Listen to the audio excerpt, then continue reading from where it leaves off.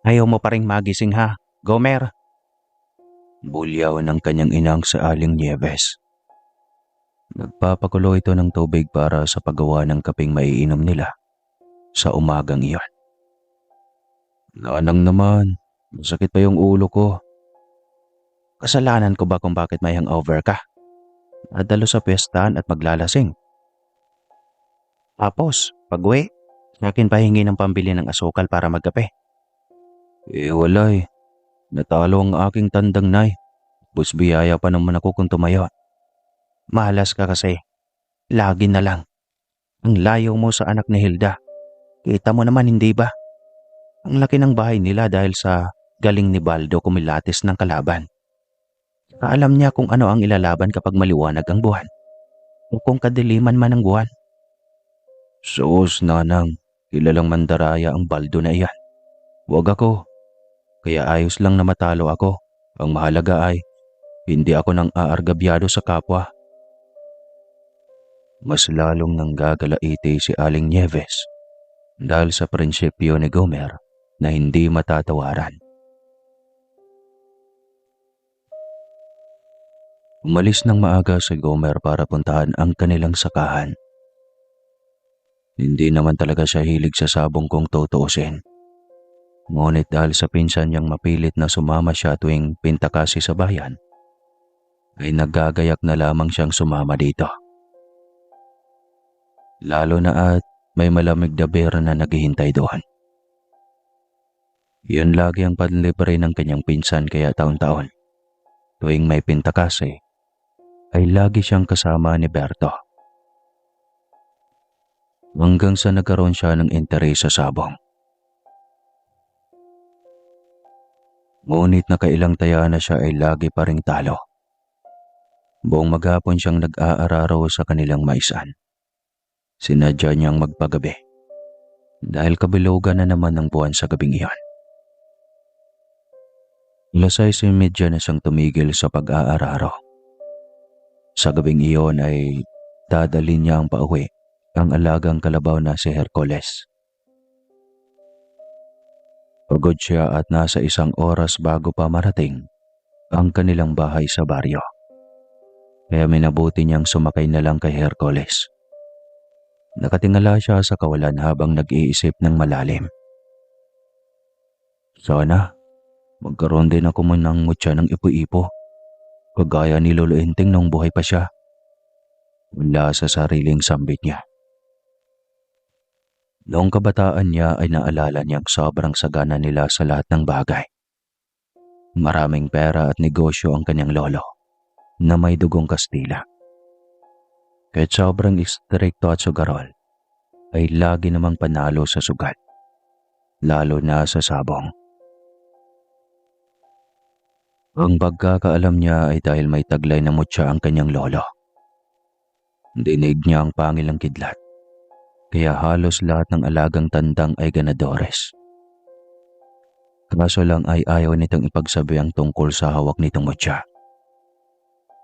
Dahil bawal malaman ng iba. Ngunit namatay ang kanyang lolo Enting noon dahil natamaan ng tari. Hindi na ito umabot pa ng ospital. Sa layo nga naman nila sa ospital at sa sobrang delikado ng tari ay malamang hindi talaga ito aabot pa ng buhay. Wala man lang may nakapagmana ng anting-anting na taglay nito. Kaya nang gamitin ng kanyang tatay sa sabong ang mga manok nito ay naubos lamang. Pati ang naiwang pera ng kanyang lolo. Tanging ang sakahan na nabili ng kanyang lolo Enting noon ang natira. Sana, magkaroon din ako ng mutya kagaya ni Lolo Enting noon para hindi na magtatalak si nanay sa akin. Anya ulit sakay ang kalabaw. Saktong may nakita siya sa papawirin na nahulog sa lupa. Iyon ay parang bulalakaw. At sobrang bilis na wala sa kanyang paningin. Ilang sandali pa ay may narinig siyang matanda na tila nagmamakaawa at humihingi ng tulong. Nagmadali siyang bumaba sa kanyang alagang kalabaw at hinanap ang pinagmula ng boses ng matanda. Lolo, nasaan ka? Tawag niya rito. Nandito ako. Tulungan mo akong makaakyat sa taas. Parang awa mo na. Pakiusap nito. Mabuti na lang at lagi niyang dala ang kanyang flashlight. Lalo na kahit sumilay na ang kabilugan ng buwan, ay madilim pa rin sa parting iyon. Dahil sa kasukalan ng mga malalaking puno. Kamuntikan pa siyang mahulog din sa hukay na iyon, kung hindi sumigaw ang matanda.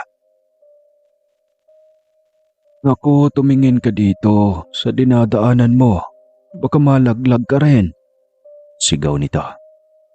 Tsaka lang siya napayoko at nakitang matandang lalaki na halos puti na ang lahat ng buhok nito sa ulo. Lolo, anong ginagawa mo dito? Gabi na. Naaksidente ka tuloy. Niya. Tulungan mo ako makaakyat. Tanging hiling nito.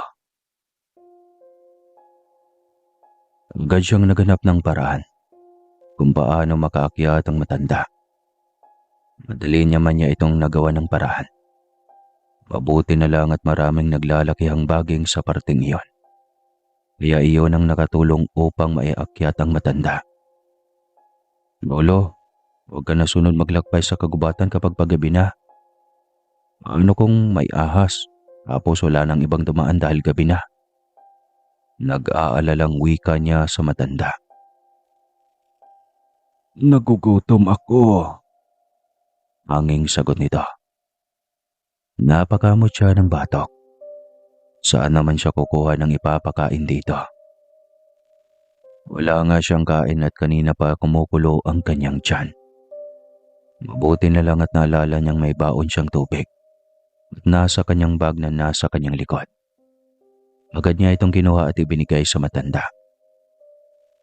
Uwi pa lang kasi ako ng bahay, Lolo. Pasensya ka na. Ito, uminom ka ng tubig baka sakaling maibsan ang iyong gutom. Niya sa matanda. Kinuha naman ito ng matanda at niyarok hanggang sa maubos. Mukhang gutom ka nga talaga, Lolo. Gusto mo bang sumama na lang sa akin?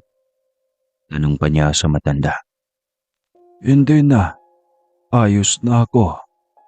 Kasing bait ka rin ng lolo inting mo. Kilala mo si Lolo?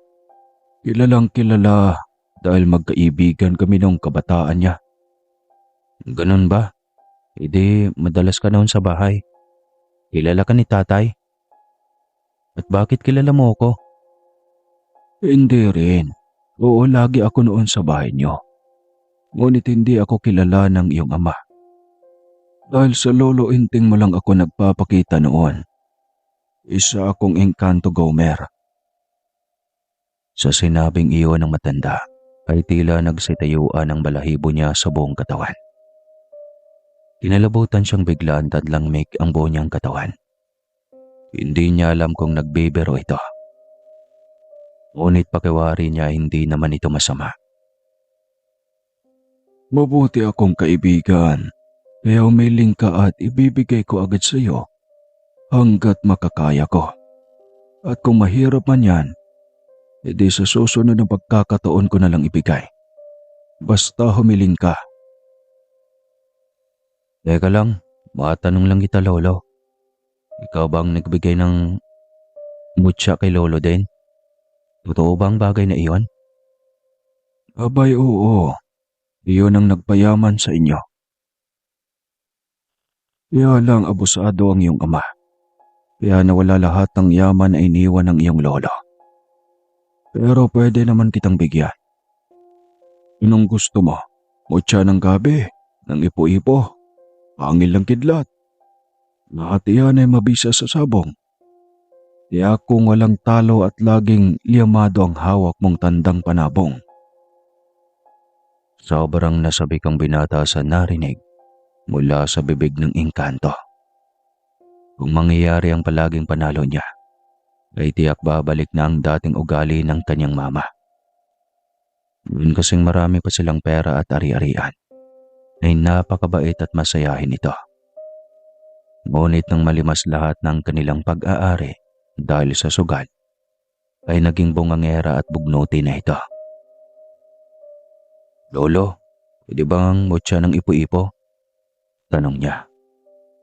Walang problema. Wika nito sabay dukot sa bulsa. Nang nasa palad na ito ng matanda, ay pumikit ito at may inusal na panalangin. Pagkatapos ay inihipan ang isang bilog at itim na bagay, nagabutil ng munggo sa laki. Paikot-ikot ito sa ere na sa mismong harapan niya na tila ba ay pinapaikot ng munting-munting ipo-ipo.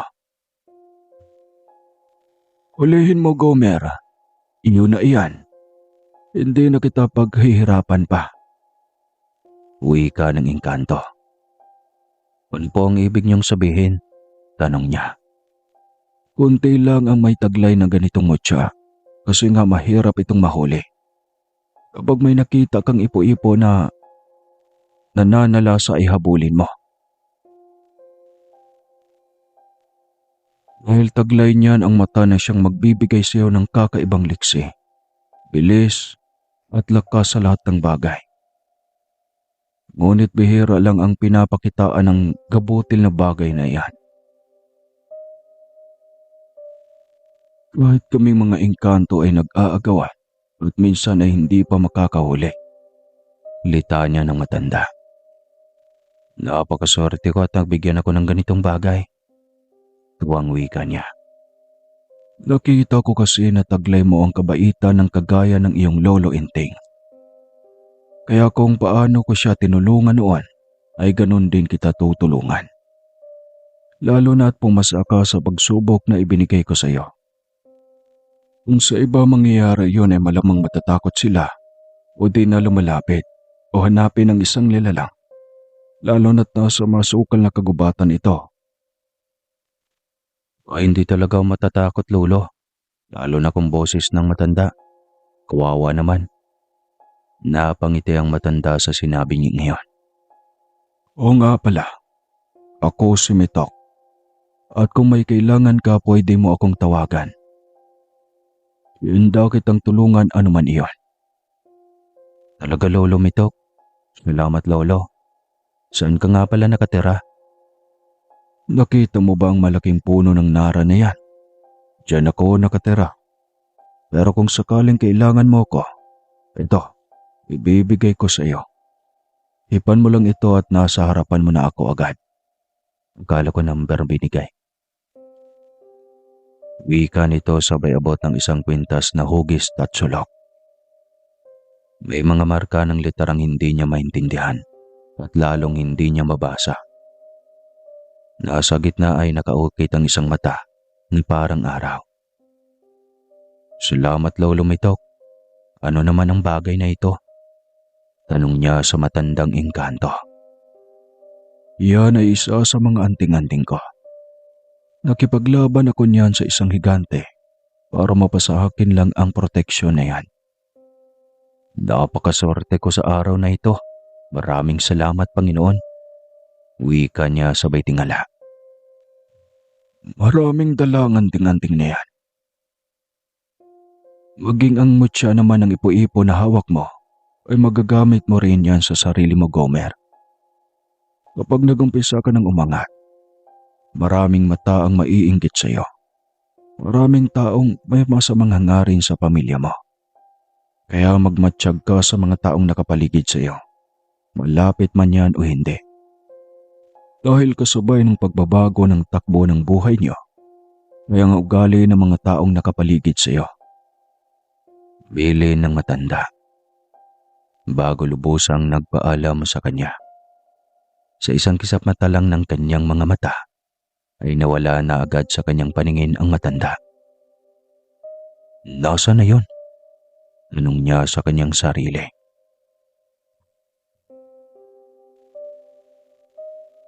Karamdam niya ay panaginip lang lahat. Biglang sumagi sa utak niya na subukang hipan iyon. Isang ihip nga lang niya ay biglang lumutang ang tanda sa kanyang harapan. Anong ginagawa mo? Kausap lang kita kanina. Wika ng matanda. Sinubukan ko lang pong mabisa nga. Talaga naman, Lolo. Mabisa nga. Pinaglalaroan mo ba ako? Ako hindi po lolo, patawad po. Hindi na maulit.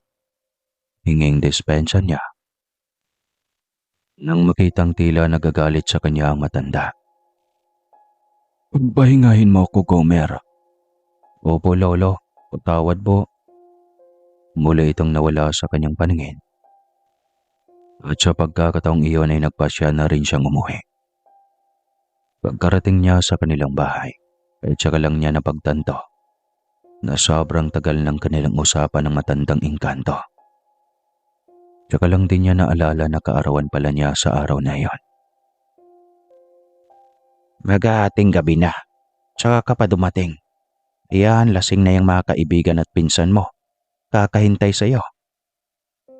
Pagbubunga nga ulit ng kanyang ina. Bakit, Nay? Anong meron? Bago ka ba? Kahit kaarawan mo, hindi mo maalala. Kasi naman, Nay. Pag-aaga kanina nagtatala ka. Sino pang makaalala ng kaarawan yan? Matugan ka kasi. Lagi ka na lang talo sa sabong.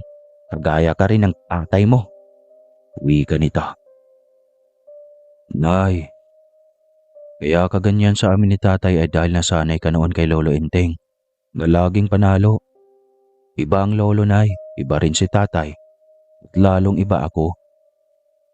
Pin mo na lang kung anong meron at kakayahan na taglay namin. Palibhasa ay naadi ka sa sabong na laging panalo, Nay. Anya at iniwan na ito. Hindi ito nakaimik bagkos ay sinundan lang siya nito ng tingin. Papalapit sa kanyang mga kaibigan at mga pinsan. Ang bihira naman ko, Mero. Kanina pa kami dito eh. Lasing na kami at paubos na itong lambanog at whiskey. Tsaka ka lang dumating. Reklamo ni Tibo, isa sa kanyang pinsan. Pasensya na. Nakalimutan ko talaga na kaarawan ko pala ngayon. Nalibang kasi ako sa pag-aararo ng aming bukirin. Maliwanag ang buwan eh. Pagsisinungaling niya. Ang totoo naman ay iba ang dahilan kung bakit siya inabutan ng malalim na gabi sa daan. O nga pala, Gomer. Fiesta sa kabilang baryo bukas. Sa baryo El Cuago. Wika ni Istong, ang kanyang pinakamalapit na kaibigan. At kapag may fiestahan, syempre may pambibiti ni Lando sa usapan. Syempre maraming magagandang chicks. Mabilis na sagot ni Emil. Alam mo talaga yung taong babaero yun, oh. Hindi babayang pakay natin sa piyestahan, Emil. Saway ni Istong. Tama. Kung may piyestahan, syempre, may benta kasi. Kaya susubukan nating tumaya muli. Malay natin sa pagkakataong ito ay mananalo na tayo. Wika ni Lando. Yun pala. Kala ko kasi mga chicks eh. Palibhasa ay mga sugarol kayo. Ako babaero lang. Bulong ni Emil. Ay, huwag ganyan pare. Wala kang mapapalaos sa ganyan. Lolokohin ka na, parahan ka pa. Kaya kung ako sa iyo ay itaya mo na lang sa sabong. Kung mananalo ay tiyak na jackpot. Kung matatalo naman ay ayos lang. Pinsa mapunta sa babaeng lolokohin ka lang naman. Litanya ni Lando. Ay nako, huwag na kayong magtatalo sa babae at sugal. Parehong malas sa mga yan. Kaso ay sabi nga nila, mas masarap ang bawal. Kaya bahala na. Sunod tayo sa agos ng buhay. Wika ni Istong. Hindi. Pinapangako ko sa inyo. Bukas, itatarin natin ang kaisa-isang tandang na alaga ko. Pupusta kayo ng malaki. Dahil tiyak na malaki ang mapapanulunan nyo. Sabat na rin sa wakas ni Gomer. Oh, maniwala tayo dyan. Mas malas ka pa sa amin eh. Hindi ka naman marunong kumilatis ng manok. Reklamo ni Lando. Hayaan mo na. Sa katagalan naman ay magkakaidaya rin naman ako. Adiyak na mas magiging magaling akong sabungero. Sa ngayon, niwala mo na kayo sa akin. dahil umpisa na ng magandang buhay para sa ating magkakaibigan. Asa ka naman, Gomer. Mamaya limas lang ang ating pera sa matamis mong salita. Reaksyon ni Emil. Magtiwala kayo sa akin kahit ngayon lang. Kapag pumalya ako ngayon, huwag na kayong maniwala sa akin sa susunod. Seryosong magsalita sa Gomer noon pa man. Kaya silang lahat ay suportado siya. Nagpatuloy ang kanilang anuman. At dahil lasing na ang mga ito nang nadatnan niya, ay tinulugan na siya ng mga ito sa kalagitnaan ng kanilang tagay. Ko, mga mahinang nilalang. Wika niya. Hindi na rin siya tumuloy sa pag-inom at iniwan na ang mga itong tulog mantika sa kanilang kubo na madalas ay tambayan nilang magbarkada. Habang nakahiga sa kanyang kwarto, ay hindi siya makatulog at iniisip pa rin ang napaka-imposibleng pangyayari sa kanyang buhay. Dahil sa pagtulong niya sa matandang engkanto, ay nagiging posible ang imposible. Konting trabaho lang at makakamit na niya ang minimiting kaginhawaan sa buhay. Maibalik na rin ang dating marangyang buhay ng kanyang ina. Halos hindi siya makatulog ng gabing iyon. Kakaisip ng posibleng pagbabago sa kanilang buhay. Mag-uumaga na ay dilat na dilat pa rin ang kanyang mga mata. Napangunahan siya ng kasabikan ng kanyang diwa, kaya hirap siyang matulog. Ngunit pinilit niyang ipinikit ang mga mata at hindi niya namalayan kung anong oras na siyang hinila ng antok at nawala ng ulirat. Ano ba, Gomer? Tanghali na.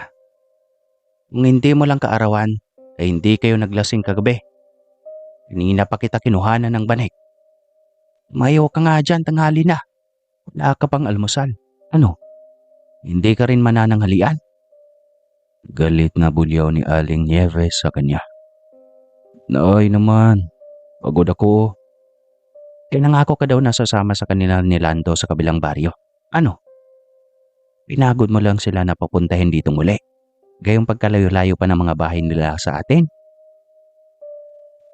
Nang marinig niya iyon, ay walang alinlangan siyang tumayo. Lalo pa at naalala niya ang kanilang usapan kagabi. Hindi mo naman sinabi agad, Nay. Nasaan na sila? Ando na sa kubo. Bilisan mong kumain at nakakahiya kung maghintay pa sila ng pagkatagal-tagal. Hindi ka pa naliligo. Ano ba yan, Gomer? Napakapasaway mong bata ka. Hindi niya siya sumagot. Binilisan na lang ang kilos. Napakamot siya ng kanyang ulo. Nalindi man lang niya napakain at napaliguan ang kanyang tandang. Ipinangako pa naman niyang ilaban iyon at hinimok pa ang mga barkadang makipusta. Anong problema mo? At tila balisa ka? Tanong ng kanyang ama. Nakakarating lang at may taklos pang itak sa tagiliran. Hindi ko kasi napakain ng alagang tandang tatang. Yun lang pala. Kala mo naman kabigatan. Tapos na kaninang umaga. Niliguan ko na rin at pakiramdam ko magkatulad na kayo ng amoy. Alam ko kasing 2 beses ka lang naliligo sa isang linggo. Grabe ka naman sa akin, tatang. Hindi naman totoo yan. Anong hindi totoo? Ikaw kabinata mong tao. Hindi ka marunong maglinis ng katawan mo. Maghanap ka na ng nobya nang sa ganun ay mahiya kang tumabi na amoy lambanog. Magsasalita pa sana siya ngunit humagit na ang kanilang inang mabunganga. Kaya tumahimik na lamang siya upang hindi na humaba pa ang kanilang bangayan. Naghihintay rin sa kanya ang kanyang mga barkada. At tiyak na makakarinig rin siya ng angal mula sa mga ito. Pagkatapos kumain at maligo, ay kinuha na niya ang nakataling tandang sa kanilang likod bahay. Hinimas niya ang likod nito at ipinikit ang mga mata. Ito na ang simula ng ating pagyaman, Tulting. Alam ko na hindi mo ko ipapahiya. Wika niya sa tandang. May 1 taon at kalahati pa lang niya itong inaalagaan. Artolding ang ipinangalan niya rito. Ginawa niyang mutya ng ipo-ipo at ibinabad sa isang basong tubig. Pagkatapos ay itinagong muli. Ang pinagbabara ng mutya ay siyang ipinaligo niya sa buong katawan ng alagang tandang. Pagkatapos ay hinubad mula sa pagkakatali. Oh, saan mo dadalhin iyang tandang mo? Saway ni Aling Nieves. Iyon ang unang araw ng kanyang pakikipagsapalaran, Nay, at mamayang gabi ay mabibili na kitang muli ng masasarap na ulam. Ano? Tignan mo nga yung manok mo, Gomer. Mukhang hindi porga sa buong buhay niya. Pang sasabong mo na. Hindi ka kaya pagtatawanan ng mga tao doon? Nay, tawanin mo sila. Sa akin pa rin ang huling halakhak. Iyan ka na naman sa pagiging mahangin. Bahala ka. Basta wag mong sabihin na hindi kita binalaan. Wika pa nito. Niyaan na lamang niya at hindi na nagkomento pa. Basta ay positibo siyang manalo ang kanyang alaga. Dahil katulong ito sa pagtalo ng kalaban ng kanyang mutya ng ipo-ipo na bigay ni Lolo Mitok. Isang matandang engkanto na dating kaibigan ng kanyang lolo Enteng. Nagmadali siyang pumunta sa kinaroroonan ng kanyang mga barkada. Ang iba ay mga pinsan niya lang din. Huli na kayo, baka biglang uulan at mukhang maitim ng konti ang mga ulap. Buti alam mo, tiyak na kanya-kanya tayong bitbit ng tsinelas mamaya dahil sa maputik na daan. Ang tagal mo kasi. Kanina pa kami dito naghihintay. Daig mo yata ang isang dalaga kung mag-ayos. Reklamo ni Lando. Pasensya na. Hindi ako nakatulog kaagad kagabi sa sobrang pananabik. Sagot niya. Pananabik saan? Tanong ni Estong. Bigla niyang naalala na bawal ipagsabayang tungkol sa kanyang hawak na mutya. Kaya naganap siya ng dahilan upang hindi ang mga ito magtaka. Sabik na makakita ng magagandang chicks.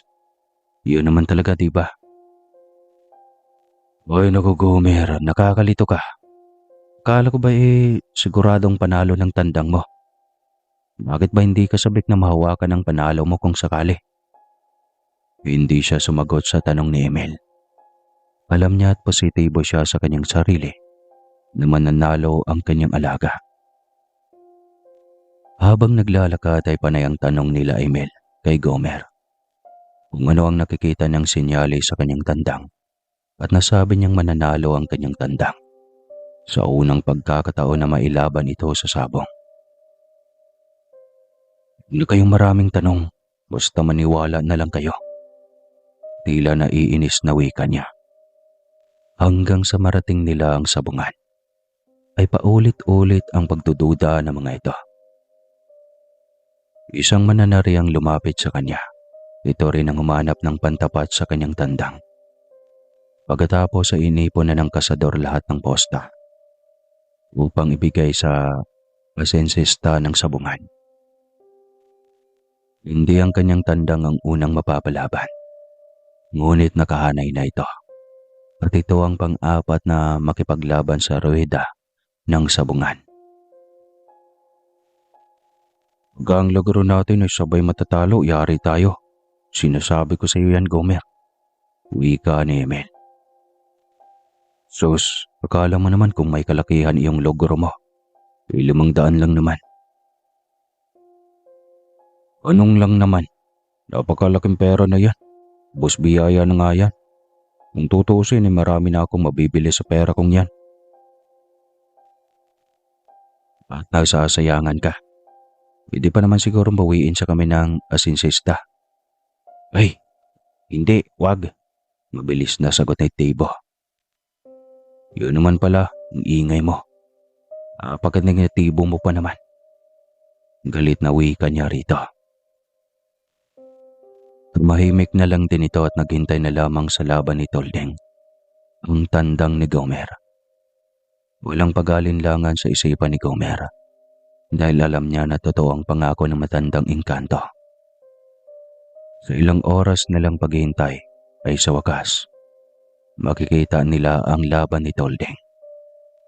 Sabik na sabik si Gomer na makita ang alaga na lumaban sa unang pagkakataon.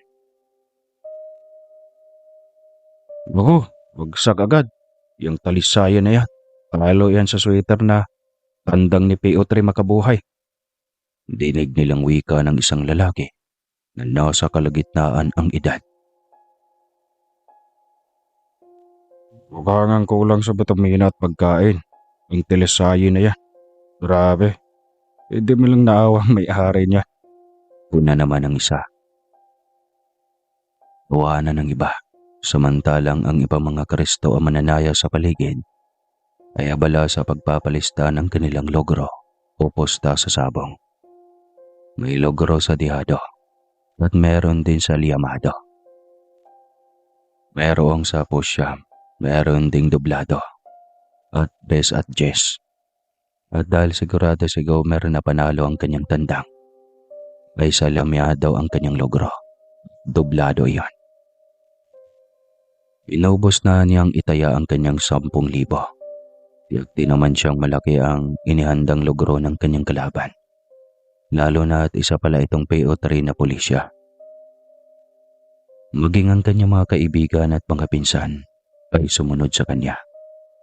At kagaya ng kanyang pusta ay dublado na rin ang mga ito kahit na nag-aalangan. Huwag kayong matakot. Hindi niyo pagsisisihan ang pagsunod niyo sa aking payo. Kanya. Nung magsimula na ang sultadahan, ay unang palo pa lang ay agad kakitaan ng lamang ang ordinaryong tandang ng talisay ni Gomer. Oh, manis kayo ngayon. Masayang wika ni Gomer. Hanggang pa siguro dahil nagsisimula pa lang ang laban. Ilin lang ka lang nitong alaga ko. Wika ng PO3. Sige, paniwalaan mo lang ang nais mong paniwalaan. Basta sinasabi ko sa'yo, ang aking tandang ang magwawagi sa laban na ito. Paniniguro niya. Tinawanan lamang siya ng ibang naroon at maging si PO3. Tahimik lamang ang kanyang mga kaibigan na nahihiya sa posibleng kabiguan ni Gomer.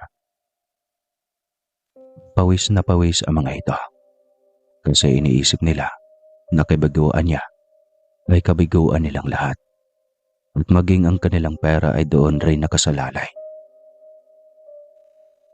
Sa pula! Sa puti! Sigaw ng mga nasa loob ng sabungan. Hindi na nagkaintindihan ang mga nasa loob sa ingay ng hiyawan nang muling magsultadahan ang dalawang tandang. Naging matindi ang labanan ng dalawang tandang. Kung sa pisikal na pangangatawan ng pagbabasihan, ay talagang dihado ang manok ni Gomer. Halatang kulang nga ito sa mga bitamina at kung anong pang maintenance ng mga alagang tandang na pansabong. Ganon pa man ay kinalabutan ng mga naroon nang makita ang bilada ng tandang ni Gomer. Maging ang pulis na may-ari ng tandang na sweater ay napatunganga na lang at hindi na nakaalis sa kinatatayuan nang makita ang galing ng talisayang tandang ni Gomer. Sobrang taas ng lipad ng tandang ni Gomer at nahihirapan ang sweater na tandang natamaan nito dahil sa liksi at taas ng lipad nito. Lalo pa itong naistatwa at napatakip ng bibig nang matamaan ng tari ang alaga nitong sweater. Nakita niyo yon? Hanip sa galing itong alaga kong talisayin. Pag-iyayabang pa niya. Kaya pasyensya ka na PO3 makabuhay. Bukang akin ang araw na ito. Wika niya. Halatang piko ng mukha ng pulis at halos kainin nito si Gomer. Ilan pang salpukan at tuluyan ang bumagsak ang tandang ng kalaban. Halos sabay na napatalon sa tuwa ang lahat ng barkada ni Gomer. Hindi lang sa tuwa na panalo ang kanilang tandang, kundi dahil sa pusta nilang ubos biyaya na naging doble. Dahil sa pagkabanalo ng tandang ni Gomer. Ayos tol, panalo tayo. Masayang wika ni Tibo. Sabi sa'yo ayaw niya kasing maniwala. Wika niya. Hindi niya tinangkap ang ilaban muli si Tolding sa araw na yon. Kahit maraming nakikiusap na ilaban niyang muli dahil ang galing nito sa sultadahan at ang tayog ng lipat. "Bukas na ulit!" sigaw niya. Pagkatapos kunin ng panalo ay agad din silang umuwi. Bit-bit ang bihag at si Tulding na kanyang alaga. Hindi matatawaran ang kalagayahan ng buong barkada dahil sulit ang layo ng kanilang nilakbay. Maging ang pusta nila sa tandang ni Gomer. "Hindi ko akalaing ganun kagaling ang manok mong talisayin, Gomer. Palakala ko talaga nung unang laban pa lang. Talo na tayo. Ang galing pala ng alaga mo." Wika ni Emil. "Wala kasi kayong tiwala sa akin eh," sagot niya. "Hindi naman namin nakikitang hinahasa mo yung si Tulding. Akala namin ay pang-alaga lang yan, hindi panabong," sagot naman ni Lando. "Bukas ba? Lalaban ulit si Tulding?" tanong naman ni Tibo. Siyempre, magiging tanyag na tandang si Tulding sa lahat ng kabaryuhan. At siya ang magiging daan para yumaman tayong magbarkada. Walang iwanan. Masayang wika niya. "Bakit parang sigurado ka sa mga sinasabi mo, pare? Saka ngayon ko lang nakikita ang isang Gomer na sobrang positibo pagdating sa sabong." Unaan ni Lando. Ngumiti lang siya dito. Hindi niya pwedeng sabihin ang tungkol sa mutya. Bili na rin iyon ng matandang engkanto. "Nga pala, mamayang gabi ba? Maaranahin nating muli si Lalin. Ilang araw ka nang hindi nakabalik sa panliligaw. Baka mamaya magulat ka na lang hindi ka na pwedeng umakyat ng ligaw dahil may nobyo na." Paalala sa kanya ni Emil. Si Lalin ay mahigit 6 na buwan na niyang nililigawan. At halos ilang beses na rin nila itong naharana. Kaso ay mukhang malabo siyang makapasa sa ama nitong daig pa, ang inspektor. Kung kumilates mula ulo hanggang paa. "Hindi na muna, papayaman mo na ako." Seryoso niyang sagot. "Seryoso ka? Paano kung hindi ka yayaman?" tanong ni Tibo. Di wala. Nakita niyo naman ang ama ni Lalin. Mukhang pera iyo. Kung pang insulto, akala mo naman hindi nakaapak sa lupa. Pangil niya. Hindi na kumibo pa ang mga ito. Saksi ang kanyang mga barkada kung paano siya maliitin ng ama ni Lalin. Ngunit dahil sa pagmamahal niya sa dalaga at sa ina ni Lalin na laging nakaintindi sa kanya, kahit laging humihingi ng paumanhin sa kilos at bibig ng asawa, ay patuloy pa rin ang kanyang panliligaw sa nasabing dalaga. Pagkarating sa kanilang bahay ay itinali niya ang kanyang tandang. At pagkatapos ay inutusan si Lando at Emil na bumili ng isang kahang beer. Magiinuman silang magkakaibigan. Pasasalamat sa panalo ng kanyang alagang tandang. Inabot na rin niya sa kanyang ina ang kalahati ng kanyang panalo at ang bihag na tandang. "Aba, sunerte ah. Salamat naman at naalala mo akong bigyan ng pera." Wika ng kanyang ina. "Nay naman, ang daming sinasabi. Salamat lang, ayos na. Sige na, pakiluto nitong bihag, Nay, na tandang para may pulutan kami." Pakiusap niya sa ina. Wala itong reklamo at mabilis ding kinuha ang bihag. Sa limit nilang tinatambay ang kubo sila masayang nagiinuman. Sobrang ingay din nila at kung saan-saan napupunta ang kanilang usapan. Nang biglang naihi si Gomer, kaya umikot ito sa likod ng kubo. Marami-raming bote na rin ang kanyang nainom. Sipol-sipol pa siya habang nakapakita mga mata. Nang biglang bumungad sa kanyang harapan ang matandang si Lolo Mitok. Nagliwanag ang anyo nito sa dilim. "Ay, ano ba yan, Lolo Mitok? Nagulat naman ako sa iyo." Reklamo niya. "Bakit ka nandito, Lolo?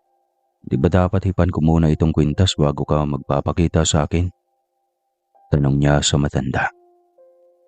"Kung ikaw ang may kailangan sa akin, ngunit ako ang may kailangan sa iyo. Hindi mo kailangang hipan pa yan.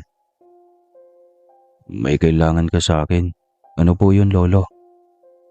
Nakalimutan kong sabihin sa iyo na ang mutya at anding-anting ay nangangailangan din ng pagkain upang mapanatiling buhay ang bisa. Pagkain ba? Ay madali lang yan, Lo.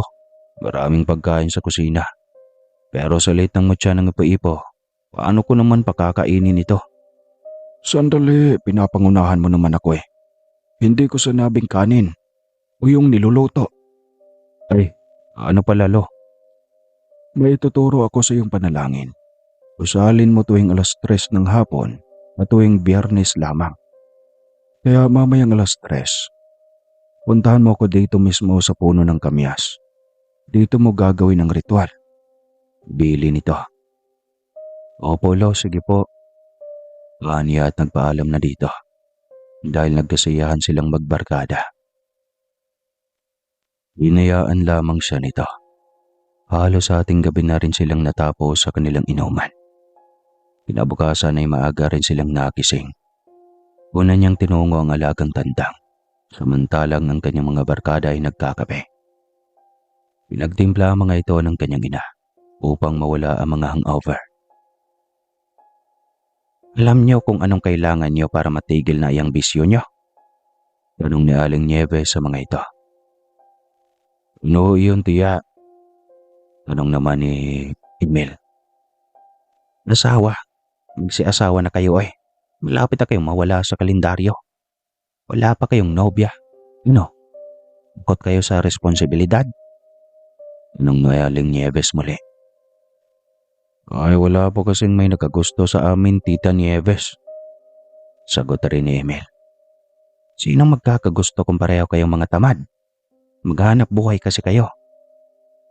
Ay, ayos na lang po kami sa ganito, tiya. Walang responsibilidad. Bahala nang walang nobya. Sagot na Isdong. Yan. Yan ang prinsipyo ng mga tamad. Galit na wika ni Aling Nieves. Sanay na silang lahat sa mabungangang ina ni Gomer. Kaya tinatawanan na lamang nila ito. Nay, hayaan mo na lang sila. Kapag mga iyan tinamaan ng isang babae, kita mo, pustahan kung hindi ang mga iyan magtino. Sabat ni Gomer, naggaling sa likod bahay. Kanya-kanyang pamamaala ang mga ito dahil may lakad na naman sila pagdating ng tanghali.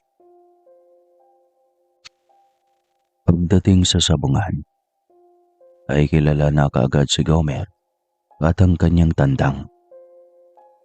Marami ang gustong tapatan ng kanyang tandang, lalo na ang mga datihang ganadores. Walang alam sila Gomer na ang ganadores na makakalaban ng kanilang tandang sa araw na iyon ay dakilang mandaraya. May laso ng tari na ginamit sa tandang nito, kaya kampante ito na matatalo ang tandang ni Gomer. Ang hindi nito alam ay ang kapangyarihan na bumabalot sa tandang ni Gomer na hindi matatalo kailanman. Maliban na lamang kung hawakan ito at sadyaing patayin. Nang pumesto ng dalawang tandang sa gitna ng rohida, ay pumesto na rin si Mang Hector na may-ari ng sweater, ang kalaban ng telesaye ni Gomer. Pulutan na naman tayo mamaya. Wika ni Mang Hector na nakapamewang pa. Hindi kumibo si Gomer. Hinayaan lamang niya ang kayabangan ng kalaban. Nang magsalpukan ng dalawang tandang ay napalakhak si Mang Hector. Hindi may pagkaila na malikseri ng alaga nitong tandang. Ngunit di hamak na mas mataas ang lipad at napakabilis mag-iba ng pwesto ng alagang tandang ni Gomer. Napakamot ng uso si Mang Hector nang makitang tila nahihirapan ang sweater nito. Natamaan ang tari ng talisay ni Gomer. Isang suga pa lang iyan, alaga ko. Wika ni Mang Hector na nakadilat ang mga mata. Pinukos ko sa mga kamay habang nakaharap sa roida. Walanganin yan par. Ito talagang alaga namin tiyak na hindi magpapatalo. Kaya huwag kang magkakasiguro. Wika ni Lando. Ganoon. Wes, sisiguraduhin ko sa'yo na isang tira lang ng alaga ko sa tandang nyo. Siguradong bagsak agad ang tandang nyong walang kalidad. Makasiguro naman ito. Bulong ni Tibo. Tingin mo matatalo tayo? Ang laki pa naman ang pusta ko. Wika ni Istong. Siyempre hindi. Wala ka bang tiwala kay Tudling? Inis na tanong ni Gomer kay Istong. Ayaw niya na pagdudahan ang kakayahan ng kanyang tandang. Lalo na at alam niya kung ano ang bumabalot dito. Isang palo ni Tudling sa kalabang sweater at hiyawan na ang lahat. Sobrang lakas niyon kaya hindi nakabangon ang kalaban. Halos lumuwa ang mga mata ni Mang Victor nang makita ang kahinaan ng kanyang alaga. Hindi. Isa itong pandarambong. Isang pandaraya. Bakit nyo hinahayaan ang ganitong kalakaran sa sabungan? Galit na tanong nito. Is ka lang po ba, Mang Hector? Lakas ng amoks mong mangbenta nga. Sige nga, anong bandarayang sinasabi mo? Tanong ni Lando sa kalaban. Huwag ako. Nilagyan nyo ng laso ng tari ng inyong tandang. Kaya bumagsak agad ang aking alaga. Bandaraya kayo. Sigaw nito. Ay, huwag mo kaming pagbibintangan ng mga gawain mo, Mang Hector. Patas na lumalaman ang aming tandang. Saka wala kaming alam sa mga lason-lason na yan. Gawain mo ba iyan? Saka ang tari na nasa paan ng aming tandang ay kay Manong Tupi. Siya rin ang naglalagay niyan sa paan ng aking alaga. Siyang tanungin niyo. Wika ni Gomer. Abay, patas akong nagtatrabaho dito. Sa tagal ko nang naging mananari ay hindi pa kahit minsan nabahira ng pagiging mandaraya ang aking pangalan. Paninindigan ni Mang Tupi. Narinig mo yon, Mang Hector? Nung ni Gomer na may bahid ng pang-uyam. Halos sumusok na ang ilong ni Mang Hector sa galit. Samantalang, tuwang-tuwa ang mga Kristo sa likod ng tandang ni Gomer. Malaki-laki rin ang ipinusta ng mga ito dahil nakita nila kung paano ito lumaban kahapon. Paano ilalaban ba natin muli si Tudling bukas? Tanong ni Lando kay Gomer. Oo naman, syempre. Pero mamayang gabi, wala munang inom. Wika niya. Abay, bakit? Kung kailan marami na tayong pera. Reklamo ni Emel. Abay, samahan niyo muna ako sa bahay nila Len. Ilang araw na akong hindi nakadalaw roon. Baka manggugulat na lang ako may namamanhi ka na palang iba sa babaeng aking iniirog. Wika nito. Asus, kapag marami ka ng pera, babae na mismo ang nag-aabol. Wika ni Dante na noon pa man ay ayaw na kay Lalin para sa kanya. Bakit ba kaibigat ng dugo mo kay Lalin? Iyon ang napiling mahalin ni Gomer Kumabait at mahinay ng babaeng yon. Isang dalagang Pilipina na tunay. Wika ni Emel. Mukhang pera naman ang ama ng babaeng iyon. Sarap lasunin. Inis na wika ni Dante. Ang sama nito. Kung ikaw kaya ang ama ng isang babae, hindi mo kaya nga rin na magkaroon sila ng magandang buhay. Intindihin mo rin ang panig ng isang ama. Wika ni Gomer. Oo, kaswerte na Lalin kung ikaw ang pipiliin niyang maging kasama sa buhay. Napakabait at napakamaintindihin mo. Pero akala ko ba'y magpapayaman ka muna bago ka papakita doon? Tanong ni Istong. Binula pa ako ng mga lokong ito.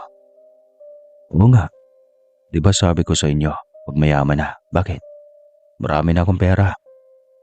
Halina kayo, Uwi na tayo. Iyaya niya sa mga ito. Habang naglalakad pa uwi ay sobrang ingay nila. At kung ano-anong topiko ang kanilang pinag-uusapan. Biglang napansin ni Gomer ang isang lalaking malaki ang tiyan.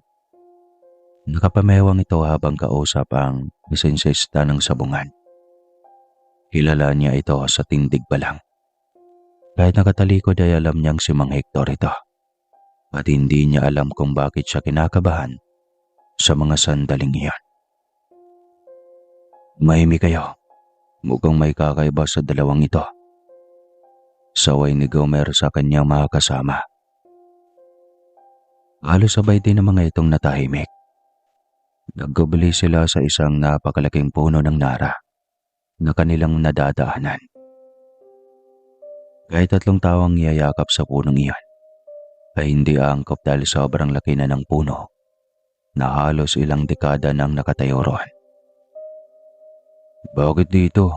Baka maingkanto tayo dito Reklamo ni Emil. Takot ka pa talaga sa engkanto. Mukha mo nga. Mukha ng tikbalang. Natatawang saad ni Lando. Walang maingay ano ba? Saway muli ni Gomer. Bakit ba? Tanong nila na halos sabay-sabay. Kita niyo yung madadaanan natin. Di ba si Mang Hector yan? Ano kayang pinag-uusapan nila ng asinsista? Tanong ni Gomer. Papa sila natahimik nang biglang tumaas ang boses nito. Paglagi ng talo ko, hindi ako papayag sa ganito. Bakit wala kang nagawa? Pwede mo namang sabihin mo lang na hindi ibinigay ng ibang pera nilang ipinusta, di ba? Galit na singhal nito. Anong silbi ang pagiging magbayaw natin? Kung hindi ka naman pala makakagawa ng paraan. Wala na. Wala kang pera nang nawala sa akin. Wika pa nito. Ikaw kasi Kuya Hector, sobrang madaya mo. Nakarama ka tuloy. Lumaban ka kaya ng patas. Hindi yung lagyan mo pa ng matinding laso ng tari ng iyong tandang. Hindi magandang gawain yun kuya. Mali na nga itong sugal na pinasok natin. Idagdag pa talaga ang pandaraya. Wika ng asinsista. Nagtinginan silang magbarkada dahil sa kanilang narinig. Kaya pala kumakapang ako sa ito tungkol sa panlalason ay wagas. Iyon pala ay gawain ito iyan. Narinig nyo. Nilagyan nila ng laso ng tari ng kanilang alagang tandang. Bulong ni Emil. Halos katulad ang kanilang reaksyon. Parang gusto nilang sugurin ang mga ito para sumbatan. Subalit pinigil iyon ni Gomer. Sa utak niya ay malamang isa ring pandaraya ang kanyang ginawa. Ang paggamit ng mutya sa sabong ay tila hindi tama. Dahil hindi rin malamang ito patas para sa kalaban. Hayaan nyo na. Umuwi na lang tayo. Anya. Sigurado ka, ididihado tayo. Reklamo ni Lando. Paano naging dihado tayo? Di tayo ang nanalo. Nasa kami mo na nga tong bihag natin, oh. Paalala ni Gomer. Oo nga pala, hindi uwi na. Saan naman tayo dadaan makikita nila tayo? Anong ni Lando? Hindi naman sa kanilang daanan. Anong problema? Ikaw talaga Lando. Minsan naman ay gamitin mo naman iyang kukote mo. Asik ni Emil. Kala mo naman kay talino. Bulong ni Lando. Ano yan? Sabihin mo ulit. Ang galit na tanong ni Emil. Mahimik kayo. Ano ba? Saway ni Gomer. Lalo na dadaan na sila sa harapan nila Mang Hector. Uwi na mga mandaraya. Wika ni Mang Hector na makaraan na sila sa harap ng mga ito. Tignan niyo po ang sarili niyo Mang Hector. Wika ni Lando. Bakit? Yung meron sa akin. Hindi mo nakita. Ayan may tama. Ano man ang ano? Unot noong tanong ni Hector. Nako, ito talaga si Mang Hector oh. Kunwari pa eh. Tinamaan ka ng sinasabing mandaraya, di ba? Ikaw kasi ang nandaya. Nilagyan mo ng laso ng tari ng iyong tandang. Ang kaso ay minalas at hindi nakabuelo. Kaya ito na siya. Bit-bit ko na. Magiging pulutan na namin tumamaya. Wika ni Dante. Mga walang hiya kayo. Bulyaw nito. Narinig naming lahat ang usapan yung mga Hector. Kaya hindi mo pwedeng itanggi pa. Sa susunod, hinay-hinay ka sa pangako sa bumabalik sa'yo eh. Sabat ni Gomer. At tinawag lahat ng kanyang mga barkada para umuwi. Hindi na nag-iwan pa ng reaksyon ng iba. Tahimik na lang silang naglalakad pa uwi. Hanggang sa isang katanungan ang pumasok sa isipan ni Istong. Ano nga kayang meron sa tandang na ito ni Gomer? Parang sinaniba ng kung anong elemento. Ang tapang, ang galing at ang talino pa. Hindi umimik si Gomer at nagkunwaring walang narinig. Kanya-kanyang espekulasyon lang ang lahat. Kahit ano pa man, napakaswerte natin dahil may tandang si Gomer. Na siyang nagbibigay sa atin ng malaking biyaya. Wika ni Lando. Kaya dapat ay tulungan niyo akong alagaan si Tudling.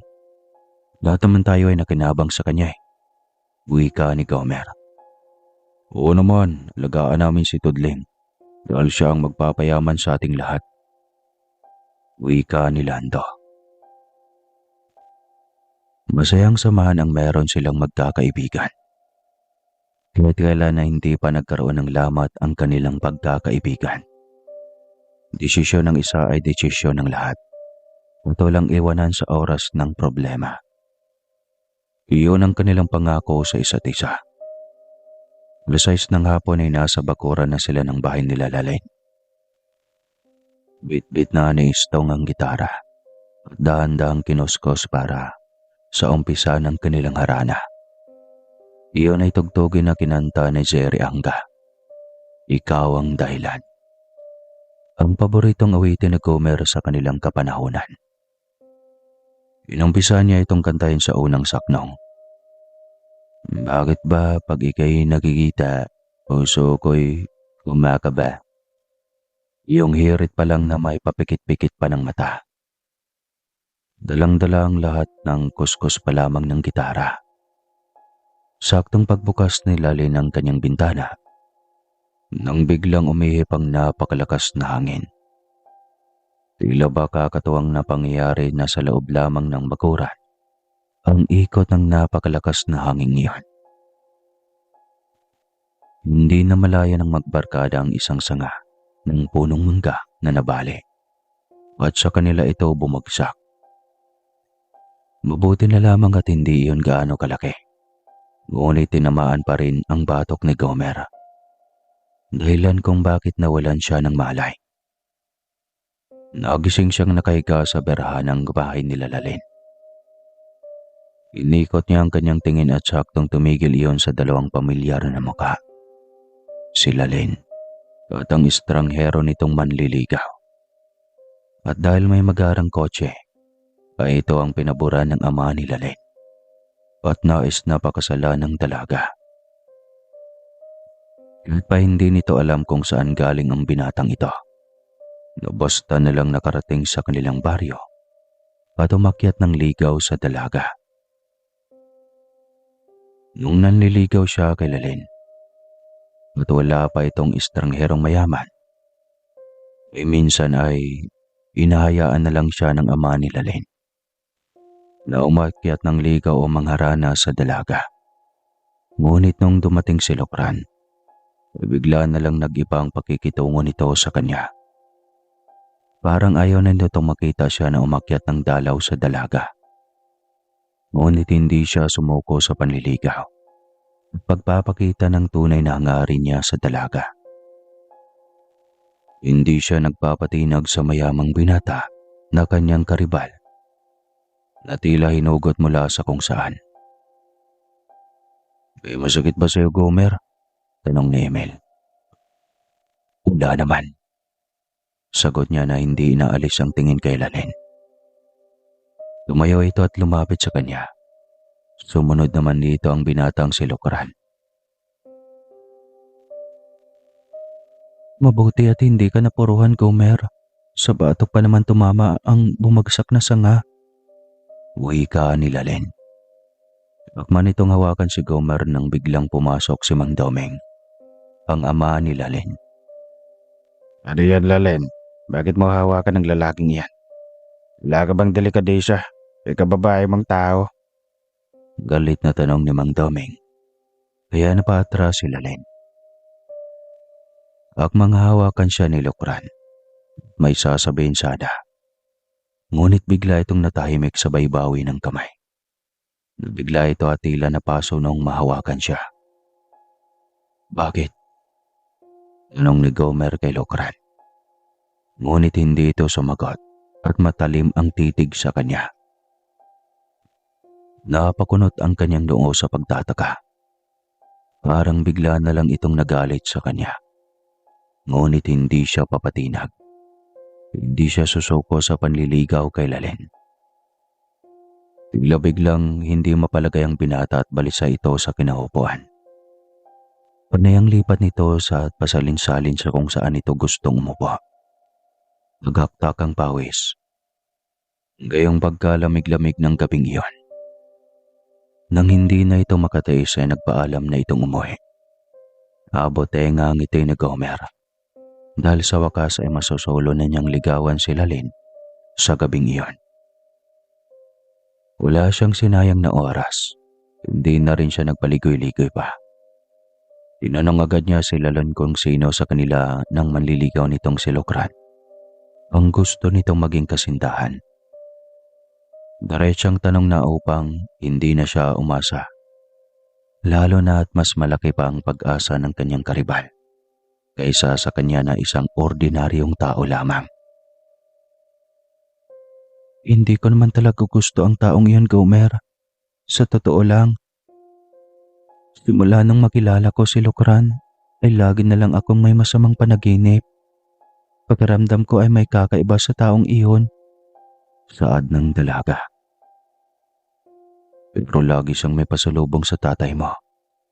Kaya mas gusto ni Mang Doming ang lalaking iyon para sa iyo. Parang kanyang wika dito. Ano nang gagawin ko ngayon, Gomer? Totoong marami na siyang bigay kay tatay. Mga alahas at pera.